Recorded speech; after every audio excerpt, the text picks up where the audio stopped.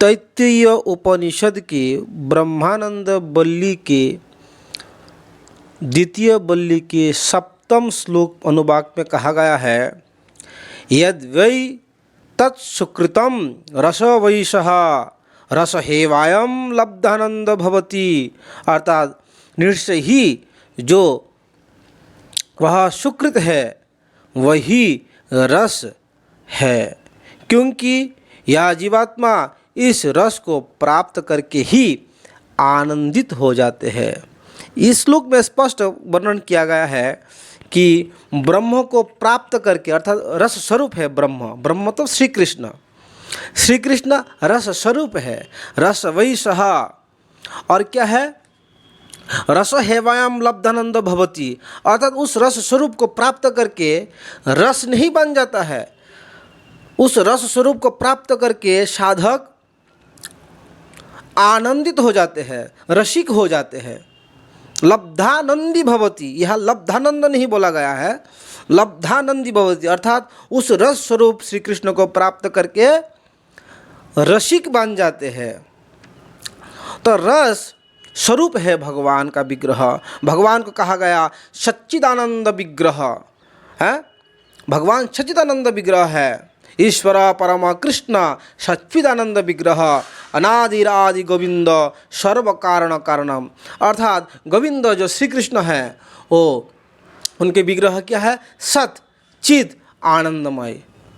सत मतलब नित्य है, चित मतलब ज्ञान स्वरूप है, और आनंद मतलब जो आनंद स्वरूप है, जो रस स्वरूप है, वही रसराज है श्री कृष्ण। और वो रसराज श्री कृष्ण भी श्रीमती राधा रानी की रस में खोए जाते हैं, इसीलिए श्रीमती राधा रानी को कहा गया है महाभाव स्वरूपिणी राधा ठाकुरानी।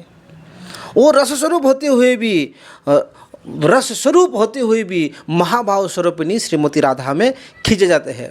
श्री कृष्ण शब्द का अर्थ ही है आकर्षति कृष्ण, कर्षण कर लेते, कर्षयति कृष्ण, जो आकर्षण कर लेते हैं दूर से चुंबक के तरह, उसको कृष्ण कहा जाता है।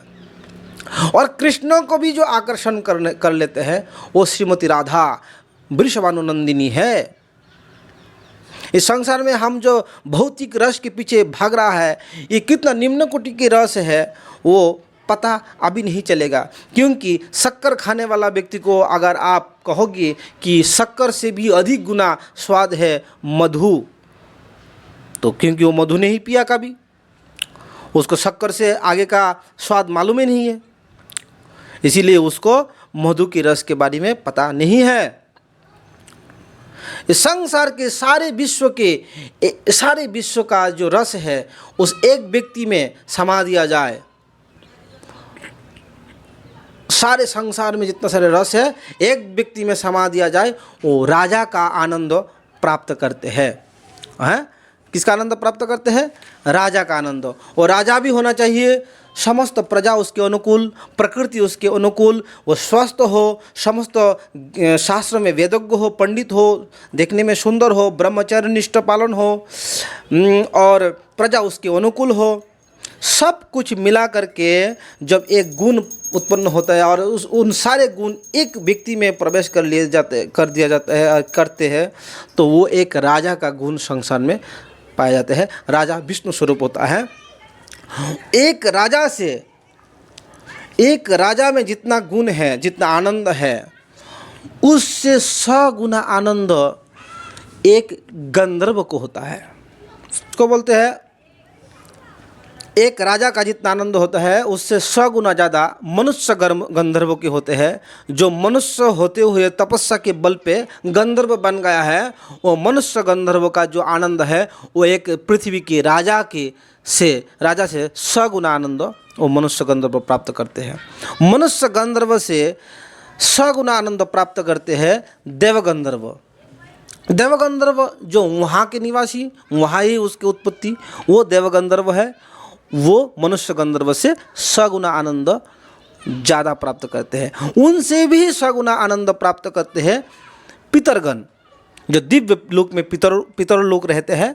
वो दिव्य लोक के पितरवासी जो है वो देवगंधर्व से भी गंधर्व से भी सगुना आनंद ज़्यादा प्राप्त करते हैं। उससे सगुना आनंद ज़्यादा प्राप्त करते हैं।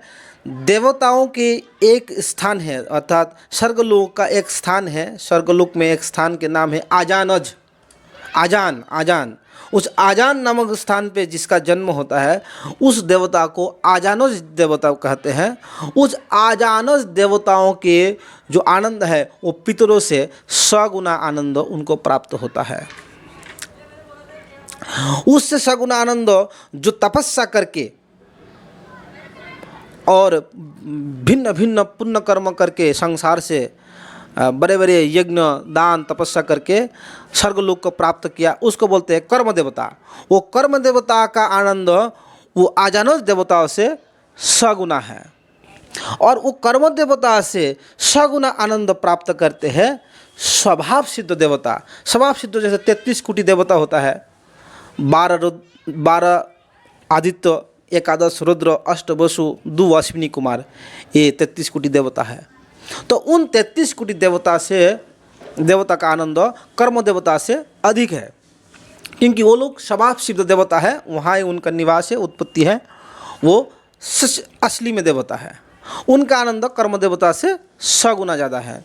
उनसे भी सगुना आनंद अर्थात स्वभाव सिद्ध देवताओं से भी सगुना आनंद प्राप्त करते हैं इंद्र, क्योंकि इंद्र देवराज है। समस्त देवताओं के जो आनंद है वो अकेला सगुण आनंद प्राप्त करते हैं। उन सगुण आनंद उन देवराज के सगुण आनंद से अधिक आनंद प्राप्त करते हैं बृहस्पति, जो देवताओं के गुरु। देवताओं के गुरु जो है बृहस्पति, वो देवताओं से भी और देवराज इंद्र से भी सगुना आनंद प्राप्त करते हैं। उससे सगुना आनंद प्राप्त करते हैं प्रजापतिगण। देवराज इंद्र से सगुना आनंद बृहस्पति प्राप्त करते हैं, और बृहस्पति से सगुना आनंद प्रजापति प्राप्त करते हैं। प्रजापति किसको कहते हैं? जैसे कि अंगिरा, मरीचि, पुलस्त, पुलह, कुरुतु, दक्ष, भृगु, बड़े बड़े जो कर्दम, ये सब प्रजापति है। ये सब प्रजापति की आनंद बृहस्पति जी के आनंद से सगुना अधिक है। उन प्रजापतियों के आनंद से सगुना अधिक आनंद ब्रह्मा को प्राप्त होता है। ये संसार के सर्वश्रेष्ठ मनुष्य जीव में सर्वश्रेष्ठ व्यक्ति है ब्रह्मा। इसीलिए ब्रह्मा का मस्तिष्क भी 4 है, और ब्रह्मा से श्रेष्ठ जीव संसार में कोई नहीं। सबसे ज़्यादा आनंद वही प्राप्त करते हैं। संसार में अगर श्रेष्ठ जीव ब्रह्मा नहीं बन पाते हैं तो भगवान स्वयं ब्रह्मा के स्थान को अपने अवतार लेके ग्रहण कर लेते हैं, लेकिन वैसा जीव भी ब्रह्मा बन सकते हैं।